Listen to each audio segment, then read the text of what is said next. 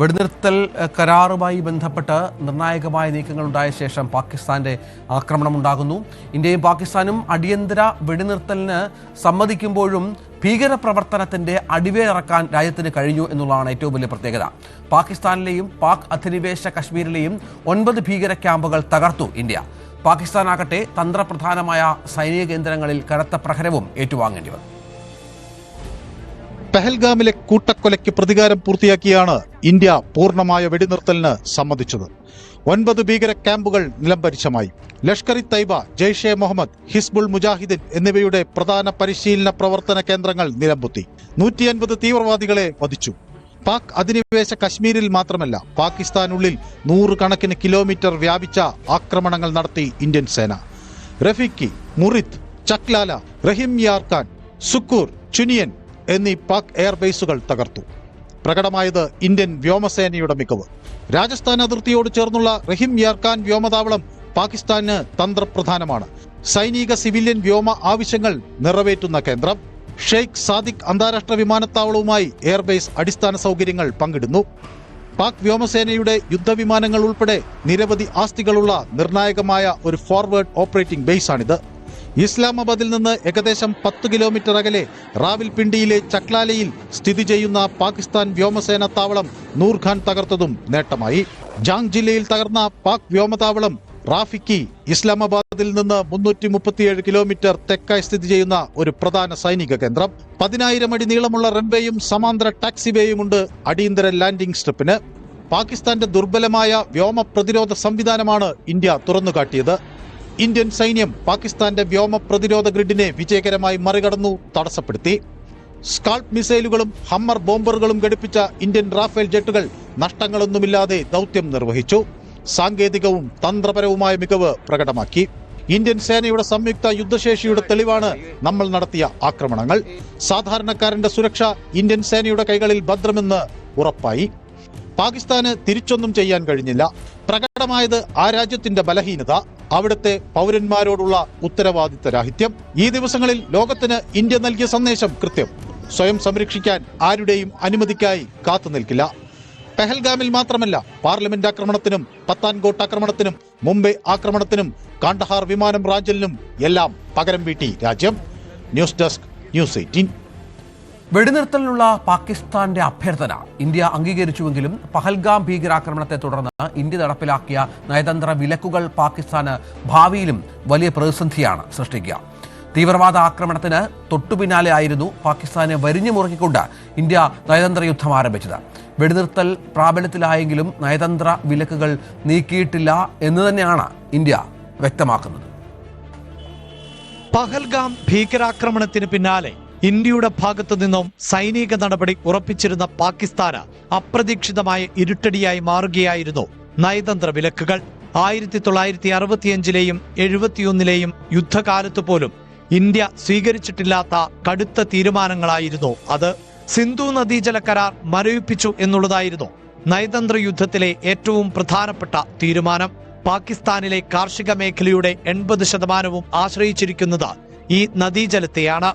16 million hectare കൃഷിഭൂമിയിലെ 93% കൃഷിയും ഈ ജലം ഉപയോഗിച്ചാണ്. ഏകദേശം 23 കോടി ജനങ്ങളെ നേരിട്ടോ അല്ലാതെയോ ബാധിക്കുന്ന കടുത്ത തീരുമാനമാണ് ഇന്ത്യ കൈക്കൊണ്ടത്.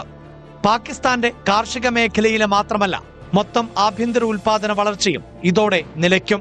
ചെനാബ് നദിയിലെ അണക്കെട്ടുകളായ ബഗ്ലിഹാറും സലാലും പാകിസ്ഥാനുമായി ആശയവിനിമയം നടത്താതെ തുറക്കുകയും അടയ്ക്കുകയും ചെയ്യും എന്നതും പാകിസ്ഥാന് വലിയ ഭീഷണിയാണ്.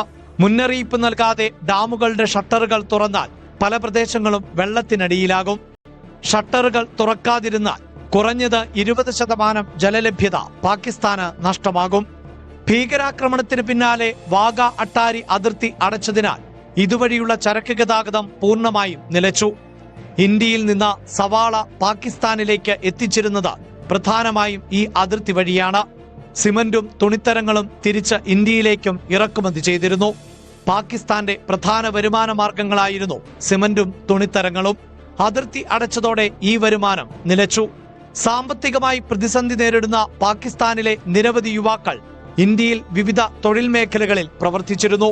മുഴുവൻ പാക് പൗരന്മാരെയും ഇന്ത്യ തിരിച്ചയച്ചത് പാകിസ്ഥാന് കനത്ത തിരിച്ചടിയാണ്.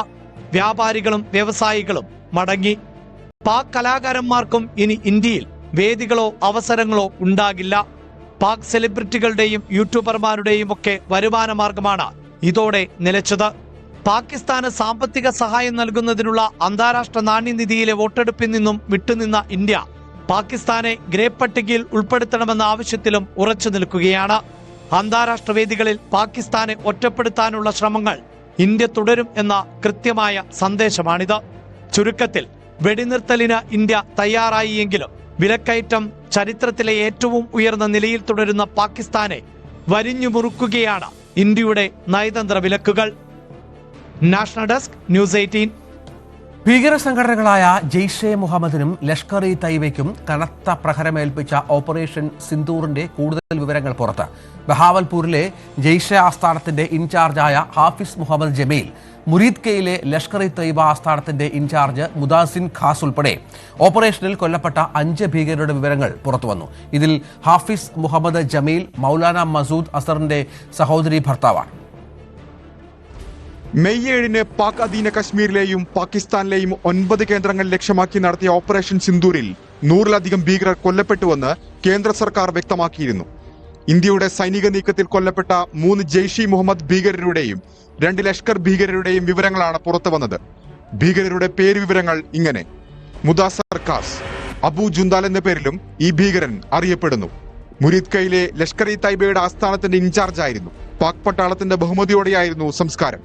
സൈനിക മേധാവിക്ക് വേണ്ടിയും പാക് പഞ്ചാബ് മുഖ്യമന്ത്രി മറിയം നവാസിന് വേണ്ടിയും റീത്ത് സമർപ്പിക്കപ്പെട്ടു. സംസ്കാര ചടങ്ങിൽ പങ്കെടുത്തത് പാക് പഞ്ചാബ് ഐജിയും പാക് സൈന്യത്തിലെ ഉദ്യോഗസ്ഥരും. ഹാഫിസ് മുഹമ്മദ് ജമീൽ, മുരീദ് കെയിലെ ജെയ്ഷെ മുഹമ്മദ് ആസ്ഥാനമായ മർക്കസ് സുബാനയുടെ മുഖ്യ ചുമതലക്കാരൻ. ഇന്ത്യ തിരയുന്ന ഭീകരൻ മസൂദ് അസറിന്റെ മൂത്ത സഹോദരിയുടെ ഭർത്താവ്, ജെയ്ഷിന്റെ fund riser.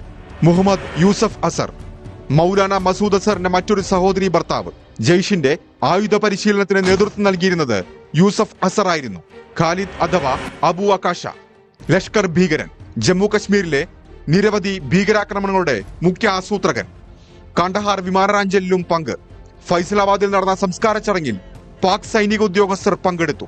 Muhammad Hasan Khan, Jaish Muhammad operational commander Mufti അസർ ഖാനിന്റെ മകൻ. കശ്മീരിൽ നടന്ന ഭീകരാക്രമണങ്ങളിൽ ഇയാൾക്ക് പങ്കുണ്ട്. ഓപ്പറേഷൻ സിന്ദൂരിൽ മസൂദ് അസറിന്റെ സഹോദരനും കാണ്ഡഹാർ വിമാനാഞ്ചലിന്റെ മുഖ്യ ആസൂത്രകനുമായ അബ്ദുൾ റൌഫ് അസർ കൊല്ലപ്പെട്ട വിവരം നേരത്തെ പുറത്തു വന്നിരുന്നു.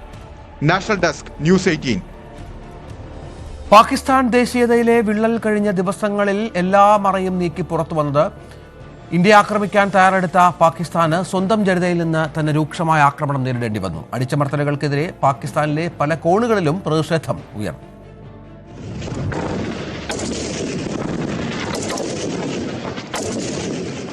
ഇന്ത്യ പാക് സംഘർഷത്തിനിടയിൽ ഒരു കാര്യം വ്യക്തമായി: പാകിസ്ഥാന് ഒരു ദേശമെന്ന വികാരമില്ല.